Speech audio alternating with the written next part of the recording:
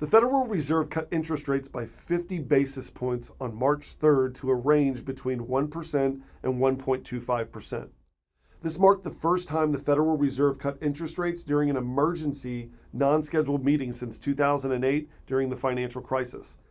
These rate cuts are meant to boost the economy after a series of dramatic stock market drops and have some analysts worried about the threat of a recession. These cuts may not be an isolated incident.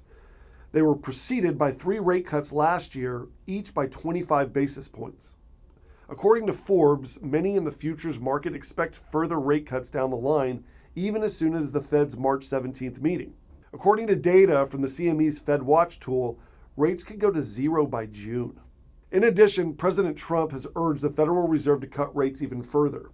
The Wall Street Journal reports that falling bond yields may also indicate more rate cuts. The yield for the 10-year Treasury hit a record low of 1.37% on February 25th. In the days and weeks following, the yield proceeded to shrink lower and lower.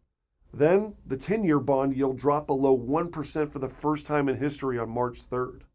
Other federal bonds aren't faring much better either. On the following day, MarketWatch reported the 2-year note rate went down to 0.58%, and the 30-year bond yield slipped to 1.57%. Traditionally, bond yields fall when bond prices rise.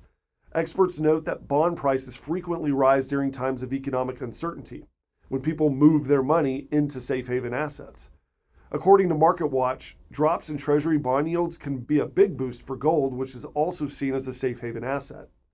So call the number on your screen to receive information on how you can get exclusive diversified portfolio packages of 5, 10, or 30,000.